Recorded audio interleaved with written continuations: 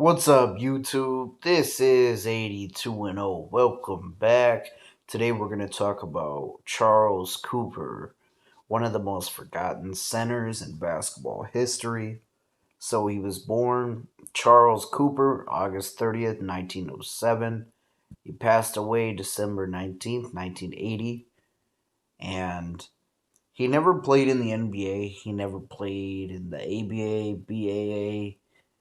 He played actually prior to the Harlem Globetrotters. So one of the first African American teams in the US was the New York Rens or the New York Renaissance. And he was their center. Now, Cooper, he wasn't the height of a modern day center, obviously, uh, but he had a lot of strength behind him. He stood at 6'5", and he was a tenacious rebounder. He had two nicknames, Long Boy and Tarzan. Cooper joined the New York Rens in 1929, leading them to an 88-game win streak in 1933 and a world championship title in 1939.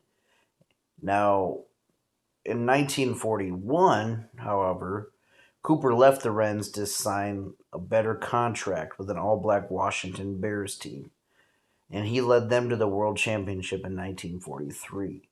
So prior to the NBA, there was the NBL, and this was the premier basketball league during that time, obviously. Uh, but um, it's kind of weird how they had their playoffs. So basketball was not very organized in the 20s, 30s, 40s. There were a lot of basketball leagues. Um, there were black basketball leagues, kind of similar to baseball, how they had the Negro leagues. They had, like, for example, certain states would have, like, basketball leagues. You had, the Pennsylvania Basketball League. But obviously, the NBL was the first shot at a professional basketball league, and it would later merge with the BAA and become the NBA. Now, why am I talking about this? Is there was the World Professional Basketball Tournament. That's what I am talking about, what he won.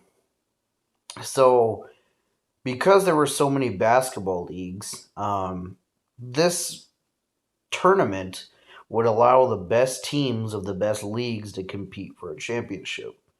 So you had NBL teams, you had teams like the Globetrotters, and that's where he won his championships.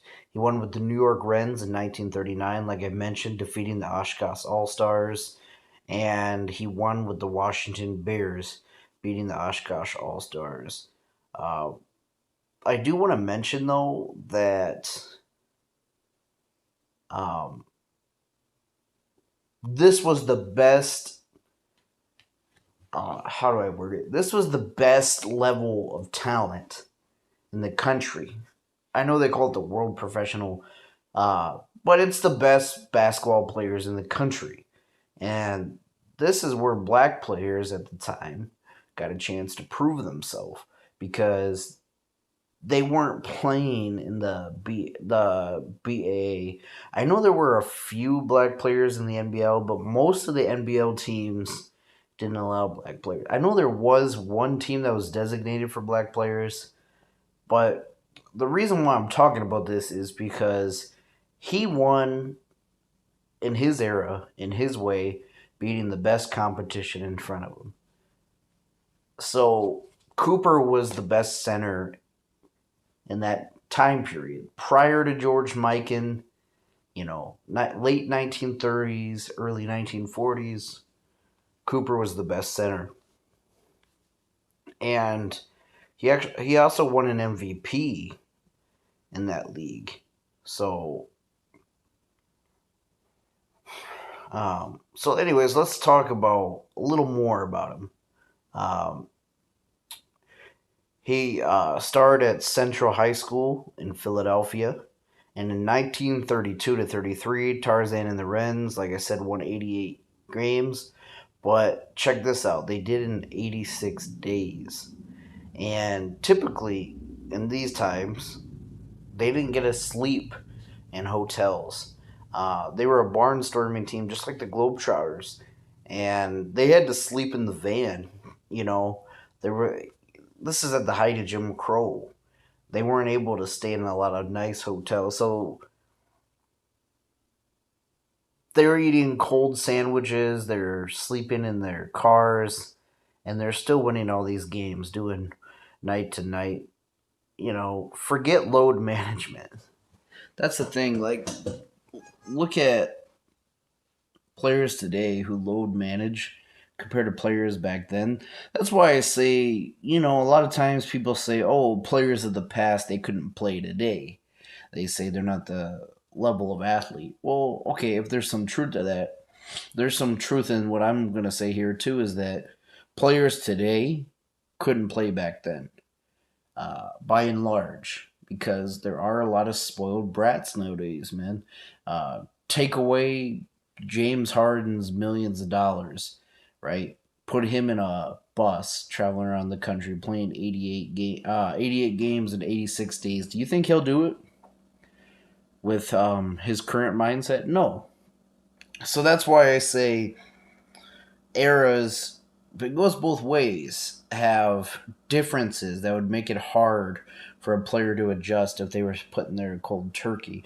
Now it's different if they grew up and that's all they were used to. So in 1944, after winning a world championship, Cooper retired and took a job painting houses for $50 a week.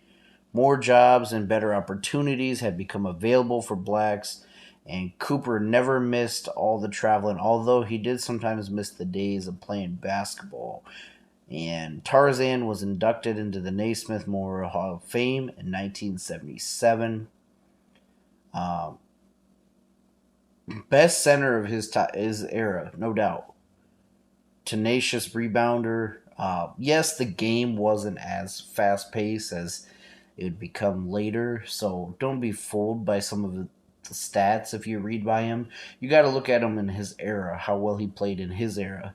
And the thing about it is, they don't have a lot of stats that survived. If you go on Pro Basketball Encyclopedia, they have some of his stats, mainly when he played for the Washington Bears. Also in the Professional World Basketball Tournament, like I mentioned, they have his stats there.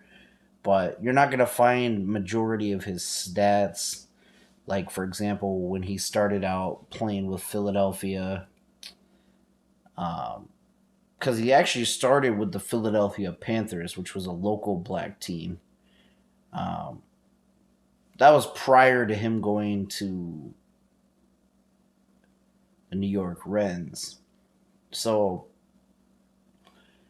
he was one of those players that could have made it out of high school. Like I said, he played his first season at the age of 18. And also, I want to mention he was a player coach for the Washington Bears.